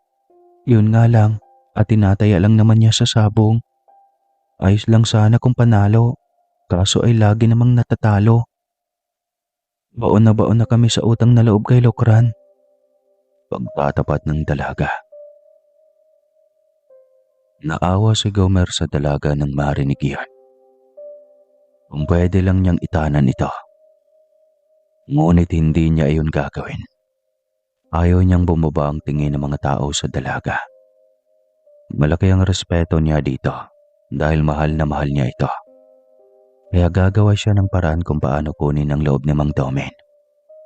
Kung kahinaan ito ang sabong, ay doon mismo niya ito bibitagin. Natigil ang kanilang usapan ni Lalin. Biglang pumasok ang ama nito. Pinagsabihan siya na kailangan ng umuwi dahil palalim na ang gabi. Agad siyang nagpaalam kay Lalin at ang mga magulang nito. Nasa bakuran lang ang kanyang mga barkada. Naghihintay sa kanya. Habang naglalakad sila sa daan, ay napapansin nilang tila pabalik-balik sila sa isang lugar. Ang ingay niyo kasi. Tignan niyo tuloy. Para tayong naliligaw ng daan. Pabalik-balik lang tayo sa puno ng badyang na ito. Wika ni Gomer. Abay, ilang beses na tayong dumaan dito ah. Ngunit ngayon lang to nangyari sa atin. Una ni Emil. Naalala ni Dante ang kwento ng kanyang lola noon. Sabi nito, kapag daw pabalik-balik ka sa isang lugar, at tila hindi ka makausad ay pinaglalaruan ka ng engkanto. Grabe ka naman, bay. Huwag naman kaming takutin. Wika ni Emil. Di ko kayo tinatakot. Yung sinasabi ko. Ang pinagtataka ko lang ay kung bakit pa tayo naligaw sa pagkakataong ito. Ilang beses tayong napadaan dito ah. Naalala ni Gomer si Lolo Mitok na isang engkanto. Tiyak na makakatulong ito sa kanila sa pagkakataon na iyon. Kinuha niya ang agimat nakakabit sa kanyang leeg. Naalala niya ang bili ng matanda kapag kailangan niya ito. Inipan niya ang medalyon na nakakabit sa kanyang leeg at agad-agad ay lumantad sa kanyang harapan ng matanda. Tanging siya lang ang may kakayang makakita ng matanda. Kaya dumistansya siya ng konti sa nagbabangayan niyang mga kasamahan. Bakit, Gomer? Anong kailangan mo? Tanong nito. Kasi lolo, naliligaw kami ng daan. Kanina pa kami pabalik-balik sa lugar na ito. Ganoon ba? Baliktarin niyo iyong mga damit niyo at tiyak mapuputol ang sumpa. Teka lang. Mukhang may naramdaman akong itim na enerhiya na umaaligid sa iyo, Gomer. Ano pong ibig mong sabihin, Lolo Mitok? May engkantong itim na galit sa iyo. Kaso hindi siya makalapit sa iyo dahil sa medalyon ng puting engkanto na hawak mo. Biglang nagaluhan si Gomer sa sinabi ng matanda. May puti at itim pala na engkanto. Noon lang niya iyon nalaman. Sinong itim na engkanto, Lolo? Hindi ko sigurado. Ngunit mukhang may nagustuhan na babae. Tapos, gusto mo rin. Kaya nagagalit ang nilalang na ito. Biglang napaisip si Gomer. Isang babae lang ang kanyang minahal. At isang karibal lang din na kanyang kaagaw sa atensyon ni Lalin. Iyon ay si Lokran. Napaisip siya kung ito ba ang tinutukoy ng matandang engkanto. Gomer, liga na. Nahanap na namin ang daan. Sigaw ni Istong. Dali-dali siyang nagpaalam sa matanda at lumapit na sa mga ito. Hindi niya hinintay pa na may sasabi ng matanda at baka magtaka pa ang kanya mga kasama.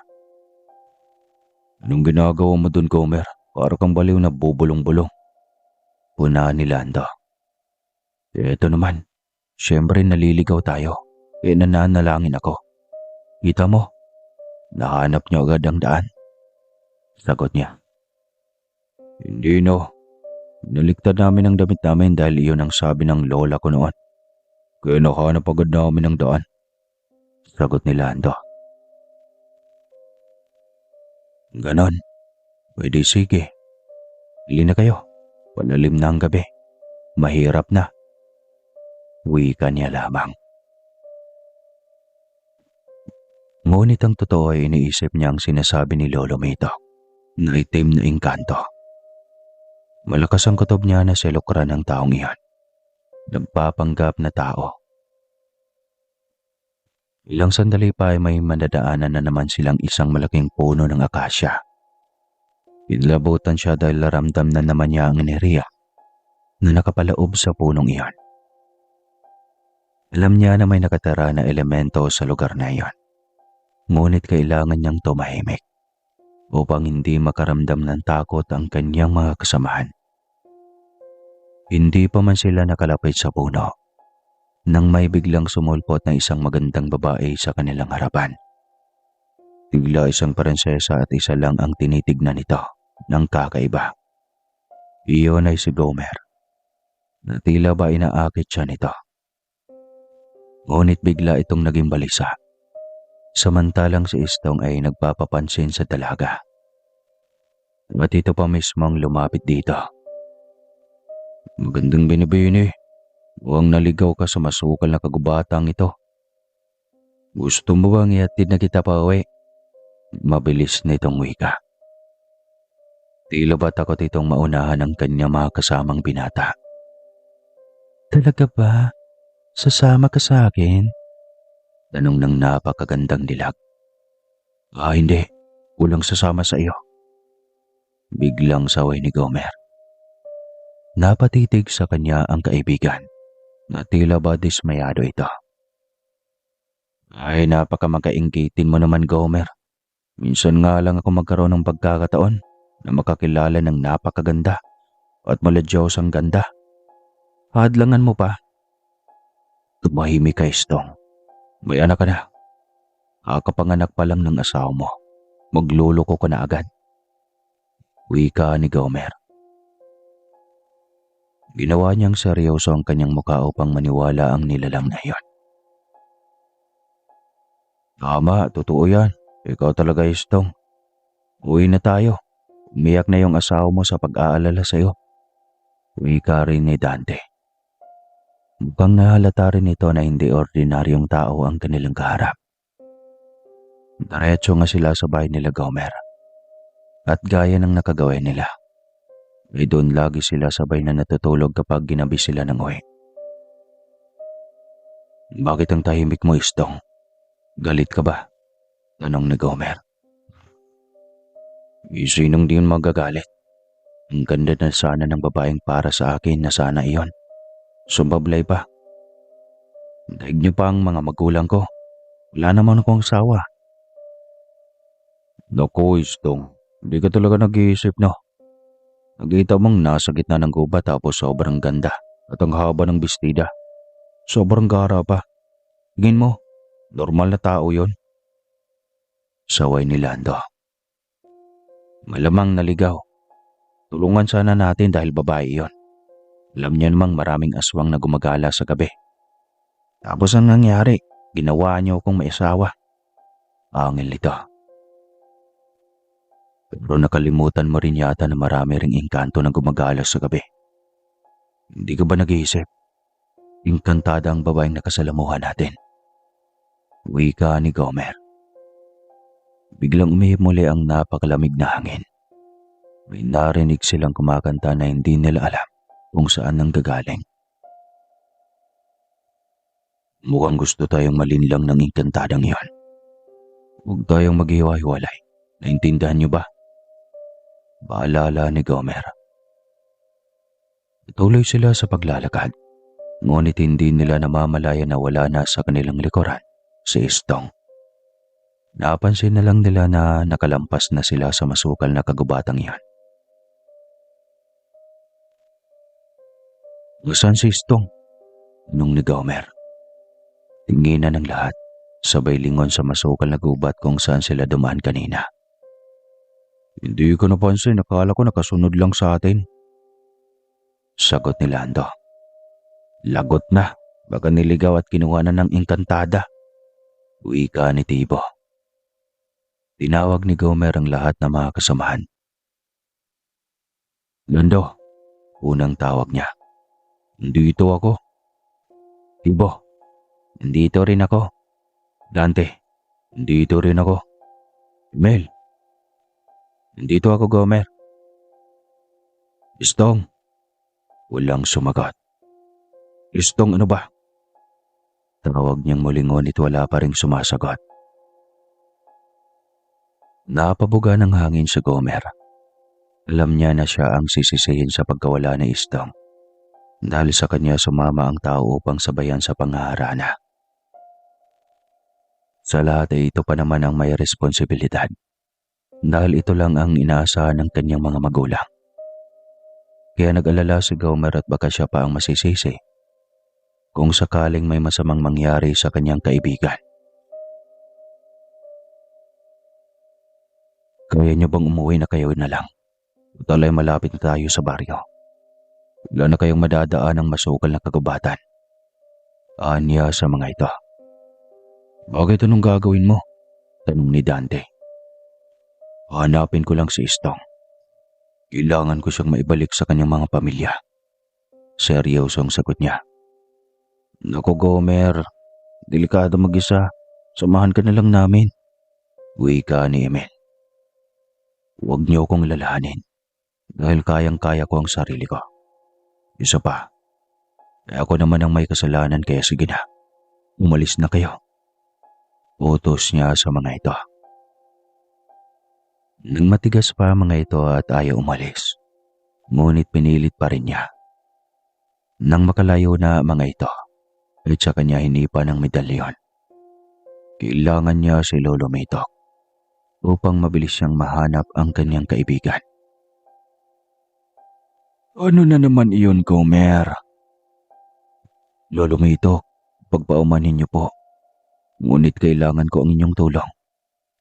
Bakit? Nawawala ang aking kaibigan at alam ko na isang katulad mo ang kumuha sa kanya sa isang masukal na kagubatan na aming nadaanan. Tulungan mo po ako, Lolo. Halika, samahan mo ko. Hanapin natin kung saang teritoryo siya napadpad. Wika ng matanda. Mula sa malayo ay kitang-kita nila ang kasukalan ng gubat. Ngunit laking gulat ni Gomer nang unti-unting naging tila isang syudad ang lugar nang nasa malapitan na sila. Ano ito, Lolo? Tahimik ka lang. Ipinapakita ko lang sa iyo ang magandang tahanan ng mga engkanto sa lugar na ito. Pero nasaan na ang mga naglalakihang punong kahoy? Nasaan ang masusukal na paanan ng gubat? Madalas naming nadaanan. Huwag mo nga munang hanapin yon. Ang hanapin mo sa lugar na ito ay ang kaibigan mo. Halika, sasamahan kitang mahanap siya. Hindi na siya nagsalita pa at sumunod na rin sa nilalakaran ng matanda. Wala siyang makitang mga puno maliban sa mga magkukulay na bulaklak. Sobrang liwanag lang lugar at hindi siya makapaniwala sa kanyang nakikita. Dahil kanina habang dumadaan sila dito ay sobrang dilim ng lugar. Sa ngayon ay nagtataasa na ang mga gusali. May mga nilalang na parot pa rito at tila walang pakialam sa kung sino ang nakakasalamuha. Natunayan ay may manakasalubong sila, ngunit abala ang mga ito. Sa kani-kanila mga kausap, at tila walang pakialam sa iba. Talasan mo ang iyong paningin upang makita mo agad ang iyong hinahanap. Oo, Lolo. Ang hirap nga dahil ang daming narito. Ang iba ay parang totoo ring tao na katulad ko. Punan niya. Anong parang tao? Totoong tao talaga sila. Sumama lang sa katulad kong engkanto para mamasyal. Ang iba ay para magkasintahan. Madalas naman talaga ay pinapasyal ng mga engkanto ang mga tao dito sa aming mundo. Akala ng mga tao ay panaginip lang ang lahat. Ang hindi nila alam ay totoong nangyari na sa kanila. Kwento ng matanda. May narinig nga akong ganyan, Lolo eh. Si Istong kaya. Sana kaya ang lalaking iyon? Ngunit hindi pa man nakasagot ang matanda, ay may namataan na siyang isang pamilyar na tindig ng tao. Ika, Lolo, nandito si Istong. Wika ni Gomer. Mabilis siyang nilapitan ng dalawang nilalang na nakatalikod. At tila kay sayang nag-uusap. Nakakbay ang babae sa lalaki. Hindi siya nagkakamali. Si Istong ito base pa lang sa damit na suot nito. Istong! Tawag niya. Nang lumingon ito ay biglang nabuhay ang kanyang pag-asa. Hindi na siya sisihin pa ng pamilya nito. Anong kailangan mo? Tanong ng babae. Sa'yo? Ay wala akong kailangan. Ngunit sa aking kaibigan ay mayroon. May asawa siya kaya wag mo siyang tangkain pang kunin. Matapang yung sagot dito. Hinarap ni Lolo Mitok ang babae. May sinabi dito. Hindi yun naintindihan ng Gomer ngunit wari niya. May binabalaan ito ng matanda. Pagkatapos ay hinawakan ng matanda ang ulo ni Istong. Sa isang iglap lang ay tila nag-iba ang kilos ng kanyang kaibigan. Maya-maya lang. Anong lugar ito, Gomer? Nasaan tayo? Tanong nito sa kanya. Nang lingunin siya nito. Magsasalita na siya nang may makita pa siyang isang kilala at pamilyar na mukha. Istong, tignan mo. Si Lukran yan, di ba?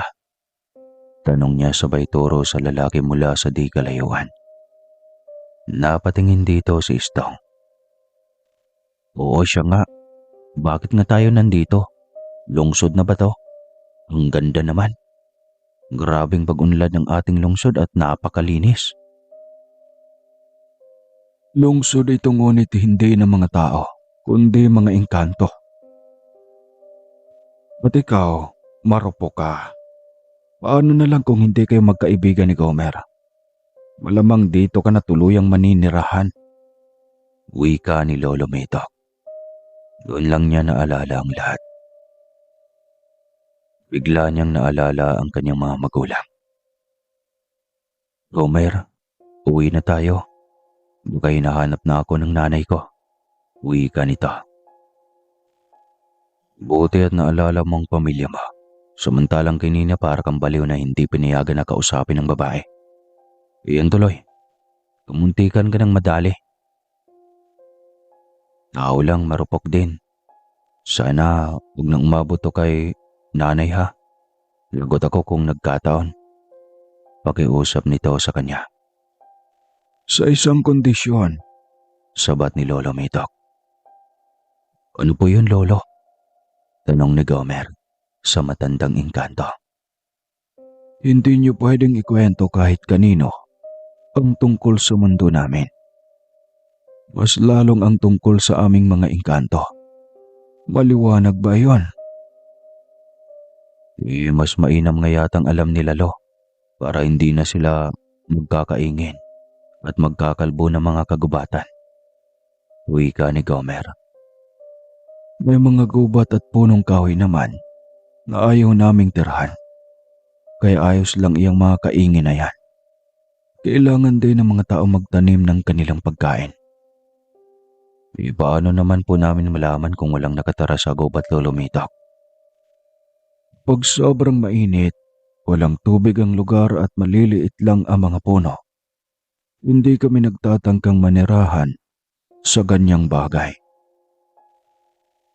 Lalo na kung malapit sa mga tao o mas mainam na sabihin malapit sa maraming tao o mataong lugar.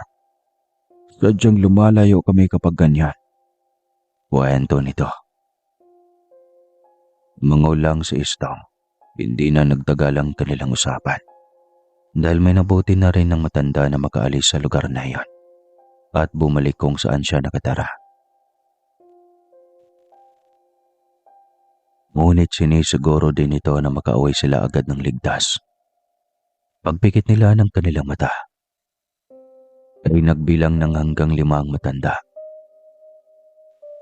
Laking pagtataka ni Istong ng pagdilat niya ng kanyang mga mata ay nasa bahay na sila nila Istong. Paano nangyari ito? Tanong ni Istong. Pumasok ka na sa loob dahil tiyak na naghihintay na ang iyong pamilya. Utos ni Gomer. Nagpasalamat ito sa kanya. Hiniling din niya kay Gomer na sana ay maging sekreto na lamang ang nangyari sa kanya. Oo, pero sa susunod, isipin mo lagi na una sa lahat ay ang iyong pamilya. Huwag kang mag-alala. Ligtas ang sekreto mo sa akin. Anya rito. Nang makapasok na ito sa bahay nito, at saka lang din siya tumalikod para umuwi na rin. May kalayuan din ang kanilang bahay kaya iniisip niya na sana ay may kapangyarihan din siya na katulad kay Lolo Mitok. Bigla ring sumagi sa kanyang utak na sana tumalab din sa kanya ang mutya ng ipo-ipo. Na kung gaano ito kabilis, ay ganon din siya. Nang makarating agad siya sa bahay. Ilang sandali pa ay ramdam niyang tila pinubuhat ang kanyang mga paa. Unti-unti ay nililipad na siya ng hangin. Sobrang bilis na tila ba isang direksyon lang. Ang hangin na may dala sa kanya. Diyan ay patungo sa bahay. Napagtanto niyang ang iniisip niyang sana maging katulad siya ng isang ipo-ipo ay naging isang mabisa. Wala pang 10 minuto ay narating na agad niya ang bakuran ng kanilang bahay. Ayos to ah. Magamit nga ito lagi. Anya. Diretso siyang pumasok sa loob ng bahay. At dahil gutom siya ay sa kusina muna siya tumambay. Maingat niyang binuksan ng kaldero upang hindi makalika ng ingay. Nagtalakan na naman siya ng nanay niya. Oras na magising ito. Sobrang lalim na ng gabi. Tiyak na nanaginip na ang mga ito. Kinabukasan ay maaga siyang nagising. Kailangan maging kondisyon ang kanyang tandang. Pangatlong araw na ng laban nito at matatawag na rin itong ganadores dahil sa sunod-sunod na pagkamanalo nito. Hindi niya hayaang hindi tatalab ang kanyang plano sa ama ni Lalin. Narinig niyang binigyan na naman ito ng malaking halaga ng pera ni Lucaran na isa palang engkanto. Kaya naman pala duda siya sa katauhan ng binata. Napaisip din siya na kaya pala hindi kakitaan ng linya sa ilalim ng ilong nito at kakaiba ang kulay ng mga mata. Ngunit hindi siya papayag na matuloy ang balak nito. Alam niyang may balak ang nagkukunwaring tao na iyon. Madalhin si Lalin sa mundo ng mga engkanto. Kaya pala naikwento ni Lalin na lagi itong may masamang panaginip dahil kagagawa ng binata. Hindi ka magtatagumpay, Lucaran. Ilalaban ko ang pag-ibig ko kay Lalin. Wika niya sa kanyang sarili. Abala siya sa kanyang alaga nang sabay-sabay na dumating ang kanyang mga kaibigan. Buti na uwi mo pala itong si Istong. Bungad ni Lando na nasa labas pa lang ang mga ito ng bakuran. Pinuntahan niyo agad ang bahay niya. Buti naman. Tanging reaksyon niya. Saan ba galing ang taong ito? Tanong naman ni Dante. Doon lang, nakatulog sa ilalim ng punong balete. Sagot niya. Nako, buti na lang hindi na engkanto. Sabat ni Emil. Nako, huwag na natin pagpag-usapan ng bagay na yan. Kung mabuti pa ay tulungan niyo muna akong punuin ang aming mga igiba ng tubig. Sa ganun ay mapaaga tayo at mailaban natin si Tudling kahit pa sa 3 laban. Wika niya. Sigurado ka ba? Tanong ni Lando. Oo naman. Kung pwede lang 5, edi 5 laban. Magpapasikat itong si Tudling sa ama ni Lalin. At dahil walang bilib sa akin si Mang Daumeng, tiyak na sa kalaban siya pupusta. Ubusin ko lang naman ang pera na bigay sa kanya ni Lucaran. Matapos ay syempre, babalik ko rin sa kanya para sa akin na siya may utang na loob. Kapag ganoon ay madali na akong makabuelo kay Lalin. Hindi na siya magiging hadlang pa. Kunting tayaan na lang din at siguradong makaipon ako ng sapat na pera. Pagkakasalan ko si Lalin. At bonggang kasalan ang ibibigay ko sa kanya. Litanya niya. Tahimik lang na nakikinig ang kanyang mga barkada. At wala sa mga ito ang nagbigay ng reaksyon. Ano ba? Nakikinig ba kayo sa akin? Mukha naman kasi akong tanga na nagsasalita mag-isa. Tapos walang may nakikinig. Reklamo niya. Kasi naman Gomer, para nang makaming nakikinig ng radyo niyan. Yung mga pantasyang ganap ba? Abay walang ganyan sa totoong buhay ha. Saan ka naman nakakita ng tandang na laging panalo? Ano itong tandang mo? Immortal? Hindi siya makasagot sa naging reaksyon ni Lando. Tsaka lang din siya naisip iyon. Mukhang imposible nga yung mangyari. Naisip niya na sana hindi na lang siya nagsalita pa ng kanyang mga balak sa buhay. Lalo na para nga namang panaginip ang kanyang kunikwento sa mga ito. Sige na, tulungan niyo na lang ako magigip. Hayaan niyo na ako mangarap. Libre lang naman yun, di ba? Bawi niya sa mga ito. Mabilis na puno lahat ng kanyang ikiban. Maaga silang nakapaglakbay patungo sa Barrio El Cuago at maagang napalaban si Tudling Saktong naroon nga ang ama ni Lalin na si Mang Doming. Ayon kay Lalin, ay sa bayan ito laging nagpupunta dahil sobra itong lulong sa sabong. Malaking logro ang tinatayaan nito, kaya malakihan din ang talo. Yamado tayo sa manok ni Gomer. Wika ng iilang Kristo. O, liyamado tayo. Segunda ng iba. Doblado na agad para malaking panalo. Wika naman ng isang matanda. Logro 11 kami. Sabat ng iba. Isa-isa lang. Lapit kayo sa akin at magpalista para walang dayaan. Wika ni Mang Kanar. Pasulyap-sulyap si Mang Doming sa grupo ni Gomer. May pang-uuyamang paraan ang pagtitig nito. Laga rin itong nakatitig sa kanyang alagang tandang. Katagal ko ng pagiging sabongero. Alam na alam ko ang kaligadad ng tandang na mananalo sa sabong. Hindi pipitsuging tandang gaya ng talisayin na yan. Pang-aasar nito. Nakita kasi nito ang tandang na ilalaban dito. Halatang malusog at talagang alaga. Kung makapagsalita, akala mo naman eksperto at laging panalo. Ilogyo namang talo. Bulong ni Dante. Nakita nito ang pagkibot ng bibig ng binata. Kaya nagtanong ito kung ano ang binubulong. Mabilis namang umiling ang binata. Nung magsimula ng laban, ay matikas na nakatayo si Mang Doming sa mismong harapan nila Gomer. Kung mas tayo para itong may-ari ng tandang na kalaban ni Tudling. Pagkabitiw pa lang ay halatang tihado na ang kalaban. Sobrang taas ng lipad ni Tudling. Nahihirapan ang kalaban na makipagpantay dito. Walang kupas talagang tandang mag-Gomer. Talagang lagi tayong panalo nito. Laging ganito ang laban.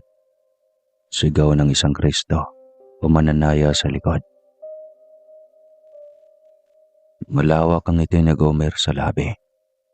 Sa pangatlong pagkakataon na hindi pa rin siya ipinahiya ng kanyang alaga. Walang kwenta. Lipad ng lipad. Apakayabang na tandang. Kasing yabang ng may-ari.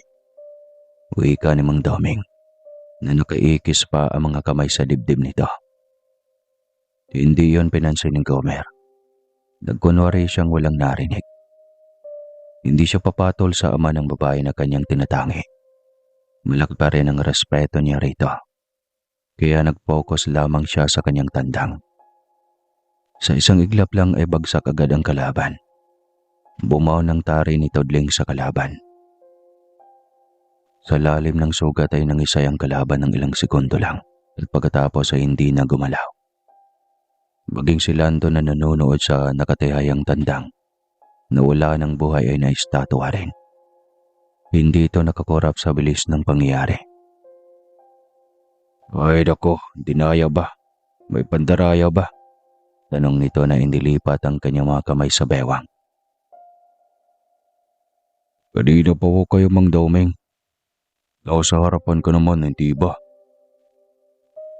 May nakita ka bang pandaraya? Tanong ni Lando na hindi na makatais dito. Hindi ito sumagot bagos ay tinapunan lang nito ng matalim na titig si Lando. Napangising kabayo na lamang si Lando at tumalikod na upang hindi na mapatulan pa ang kaharap. Ubos biyaya kaya ganyan na lang kung magalit ka sa amin Mang Doming. Hirit pa ni Lando nung makalapit kay Mang Doming ng kaunti. Umipila na lahat ng Kristo na panalo sa kanilang pusta. Wala kang pakialam. Pera ko yun. Singhal nito. Pera mo yun. Galing kay Lokra na manliligaw ng iyong anak. Ang aasar ni Lando. Siniko ito ni Gomer. Binulungan na wag ng asarin pa ito. Baka hindi na sila makakapasok sa bahay nito. Pinagpahinga mo na nila si Tudling. Sa susunod na laban ay ito na naman ang sasabak. Pumunta mo na sila sa pwesto kung saan ay may kapihan. Niliba rin ni Gomer ang lahat ng kanyang barkada. Yayamanin itong si Gomer. Abay ganadores na itong tandang niya. Una ng tendera na suki nila sa kape. Hindi naman mayaman manang tisay, grabe ka naman. Sagot ni Gomer. Nasa gilid niya si Mang Doming na kanina pa nakapesto at umihigo pa rin ng kape. Mang Doming, inumin tayo mamaya. Libre kita. Alok ni Gomer. Tuluhin mo. Singhal nito. Sungit ah. Alam mo kung sinong mayaman. Wala namang pera. Talo pa sa sabong. Wika ni Lando. Dati pa ay mainit talaga ang ulo nito kay Mang Doming. Ngayon ito ang pinapakitang ugali kay Gomer. Na tila ba minamaliit ang kanilang kaibigan. Sa maikling salita, tagapagtanggol ito ni Gomer. Gagalit na sana si Mang Doming nang biglang nilapag ni Gomer ang maraming pera sa harap nito. Ano to? Tanong ni Mang Doming kay Gomer. Pera po, bigay ko sa iyo Mang Doming. Tumaya ka pa. Baka sakaling mananalo ka na sa pagkakataong ito. Wika ni Gomer. Utang ba to? Tanong ni Mang Doming. Oo. Biglang sabat ni Lando. Isasabayin pa ito ngunit biglang inawat ni Gomer. Lando, lumayo ka nga ng konti sa amin. Nasisirang diskarte ko sa iyo eh. Doon ka na muna sa unahan, sige na. Utos ni Gomer. Bubulong-bulong ito sa hangin habang papalayo. Pasensya na po Mang Doming.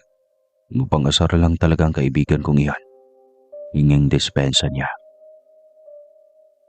Ano itong pera na ito? Pinapautang mo ako? Hindi. Bigay ko yan sa'yo. Mayaman ka ba para bigyan mo ako ng ganito karaming pera? Hindi naman po Mang Doming. Lagi lang maswerte sa sabungan. Hindi na ito sumagot pa at palipat-lipat lang ang tingin sa kanya at sa pera. Tila ba nag-aalangan ba itong kunin ang nilapag niyang pera sa mesa? Kunin mo na, kunwari ka pa. Aniya sa kanyang utak. Mabilis din itong kinuha ni Mang Doming at nilagay sa bulsa. Kapag mananalo ito, ibabalik ko sa iyo agad. Wika nito. Ay, huwag na po Mang Doming. Bigay ko na yan sa iyo. Iyon na yan. Wika niya. Wala itong reaksyon. Hinayaan lang din niya. Wala itong paalam na umalis na at babalik na sa sabungan. Hindi na rin iyon pinansin pa ni Gomer. Pagkatapos magkape humingi siya ng kaunting tubig sa tendera. Pagkatapos ay lumayo ng konti sa mga kasamahan, bitbit ang tandang na si Tudling. Dinukot niya ang mutya ng ipo-ipo na nasa kanyang bulsa.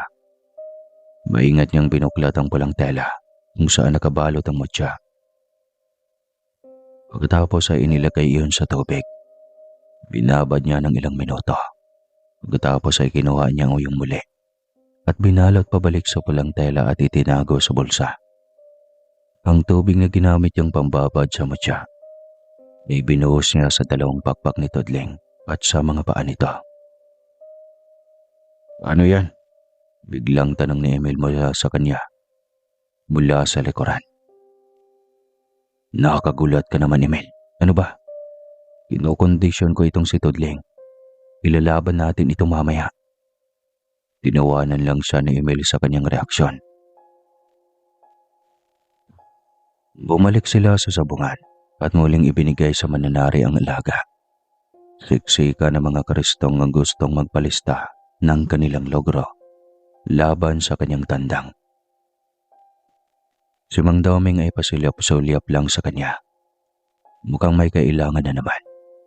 Nang hindi na ito makatiis, ay lumapit na ito sa kanya. Gomer, Bulong nito. Ano po yun Mang Doming? meron ulit ako ng pera. Namalas ako ngayon eh. Talo lahat ng perang bigay mo. Ganon ba? Ito sa'yo na. Sabay abot ng malaking halaga ng pera. Malapad na naman ang ngiti nito. Nang isabak muli ang kanyang tandang, ay sa kabila na naman ito pumusta. Wala itong tiwala sa tandang niya. Ngunit hinayaan pa rin niya ito. Mas malaking talo, mas maganda. Sa pagkakataong iyon ay muli na namang nananalo ang manok ni Gomer. Malaking pera na naman ang kanyang napanalunan. At malaking pera rin ang nawala kay Mang Domeng. Inabutan na naman niya ito ng pera bago tuluyang umuwi. Kasama ang mga barkada bitbit ang malaking panalo at mga bihag. Bago siya tuluyang umalis ay nagpaalam na siya kay Mang Domeng. Nabibisita siya kay Lalin sa gabing iyon. Walang problema, Gomer. Lagi namang bukas ang pintuan ng bahay para sa'yo. Alam mo naman yon. Nakangising wika nito. Biglang lumuwag ang dibdib ni Gomer. Sabi na nga ba niyang pera lang ang katapat ng ama ni Lalin. Kinagabihan ay nagkasabay na namang muli sila ni Lokran. Mas nauna naman ito sa kanya. Ngunit pinapasok pa rin siya ni Mang Domeng at ng asawa nito. Pagpasok niya ay wala sa sariling napatingin siya kay Lokran. Nagtama ang kanilang paningin at sobrang sama ng titig nito sa kanya. Hindi siya nagpatinag. Biglang naisip niyang natuklasan niya tungkol dito. Sumagi rin sa kanyang isip na subukan ito kung talagang mabisa. Humingi siya ng asin kay Mang Domeng. Halos pabulong iyon sa hina ng boses. Pagkatapos ay lumapit siya ng kaunti kay Lokran. Kunwari ay natiso siya at natapon ang asin sa dibdib ni Lokran. Naghuhumiyaw ito sa hapde habang umuusok ang natamaan ng asin. Biglang nag-iba ang anyo ng binata. Naging nakakatakot na halimaw. Nabigla at natakot ang lahat sa loob ng bahay. Mabuti na lang at tulog na ang lahat ng nakababatang kapatid ni Lalin. Hindi na mga ito nasaksihan ang nakakahilakbot na pangyayari. Nagkubli sa likod ni Gomer si Lalin sa sobrang takot. Hindi makatiis sa init ng asin ang engkantong si Lokran. Kaya bigla itong naging itim na usok na unti-unting natunaw sa kinaroroonan. Natulala si Mang Domeng at ang asawa nito. Ang tagal ding pinapasok nila sa bahay ang binatang iyon. Hindi nila alam na isa pala itong engkanto. Kung ako sa inyo, ay lumipat na lang po kayo sa ibang baryo kung saan mas maraming bahay at may malapit na kapitbahay. Ngayong alam niyo na ang katauhan ni Lokran, ay tiyak ko kung hindi niya titigilan si Lalin hanggang sumadala niya sa kanilang mundo. So istyo ni Gomer. Inalabutan at natakot ang mag-asawa. 1 metro lang ang layo ng kanilang bahay sa baryo at maraming masukal na daanan ang kanilang madadaanan bago marating ang bahay. Kaya sila doon nakatira ay dahil malapit sa bukarin na sinasaka ni Mang Domeng. Bigay pa iyon ng kanyang yumaong lolo at lola. Kung gusto nyo ay may kubo kami sa harap ng aming bahay. Pwede mo na kayong makituloy hanggat hindi pa tayo makakahanap o makapagpatayo ng bago. Ako na po ang bahala sa gustusin sakaling magpapatayo na kayo ng bahay sa baryo. Litanya niya. Napakabait mo, Gomer. Hindi pagsisisihan ni Lalin sakaling ikaw ang mapili niyang pakasalan. Wika ng ina ng dalaga. Di ba mahal mo naman talaga si Lalin? Tanong ni Mang Domeng. Siyempre po. Hindi ako magpakahirap na suungan itong lugar niyo kung hindi ko mahal ang anak niyo. Kung ganoon, ay pakasalan mo na siya bago pa may gagawing masama sa kanya ang engkantong iyon. Talaga, Mang Domeng, hindi ako tatanggi. Kung gusto niyo po ay agara na. Pero bukas na bukas ay lilikas na kayo sa lugar na to. Tutulungan ko kayong magligpit ngayon. Dito na rin ako magpapalipas ng gabi upang babantayan kayo. Wika ni Gomer. Sobrang nagpasalamat sa kanyang mag-asawa. Maging si Lalin na iniligtas niya sa kamay ng engkanto. Balak pa naman ng kanyang ama na pakasalan na iyan dahil mapera. Yun pala, ay hindi ito ordinaryong nilalang. Kinabukasan nga ay maaga nilang hinakot ang mga gamit nila Lalen. Nagulat man ang kanyang mabungangang ina ay hindi naman ito tutol sa pagtira ng buong pamilya sa kanilang kubo. Lalo na't nalaman nito ang totoong kwento kung bakit napalipat ng biglaan ang pamilya. Masaya rin ito dahil naging magaan ang buhay nito. Dahil sobrang sipag maglinis ni Lalen at ng ina nito. Maging ang tambak na labahin ay si Lalen na ang umako. Ay, sobra-sobra namang kasipagan iyan, Lalen. Nakakahiya sa iyo. Magpahinga ka na lang muna. Putos ni Aling Nieves sa dalaga. Magaan ang loob nito sa dalaga. Tanggap nito ang dalaga para kay Gomer. At kahit sinong babae naman basta mahal ng anak nitong si Gomer, ay tatanggapin pa rin ang ginang.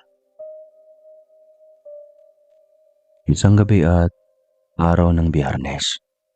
Matutulog na sana sila nang biglang tila inikutan ng buhawi ang paligid ng bakuran nila Gomer. Iisip niya agad si Lokran. Wala nang ibang nilalang na pwedeng may balak na masama sa kanila, kundi ito lang.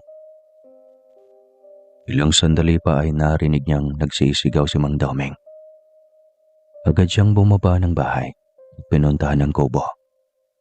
Kayang-kaya niyang harapin ang engkantong ito gamit ang kanyang anting-anting. Ako si Lokran sa taklay niyang anting-anting ng puting engkanto. Kaya hindi siya natatakot na harapin ito. At para hindi na siya mahihirapan pa, ahinipan niya ang medalyon. Ilang sandali lang ay lumitaw na sa kanyang harapan ng matandang engkanto. Alam ko na ang kailangan mo. May nararamdaman akong enerhiya ng itim na engkanto. Wika nito. Tama kayo, Lolo Mitok, at hihingi sana ako ng tulong para mataboy ang elementong ito. Anya. Huwag mo nang alalahanin. Pumasok ka na sa loob. Simula ngayon ay wala nang manggagambalang elemento sa buhay niyo. Ako na ang bahala. Wika nito. Pumasok siya sa loob ng bahay. Biglang lumakas ang hangin na tila ba na may mito sa lakas. Paano may paparating na bagyo. Ngunit sa isang iglap lang ay naging tahimik ang buong paligid. Napagtanto ni Gomer na wala ng mga enerhiya ng elemento na nakapaligid. Lumipas sa mga taon na payapa at magandang daloy ng kanilang pamumuhay. Naikasal na rin sila ni Lalen at ang mutya na bigay ni Lolo Mitok sa kanya ay alagang-alaga niya na gaya ng pangako niya sa matanda. Hanggang sa ang mga barkada at pinsan niya man ang nag-asawa. Ngayon ay patuloy pa rin ang kanilang samahan kahit may kanya-kanya na silang pamilya. Wakas.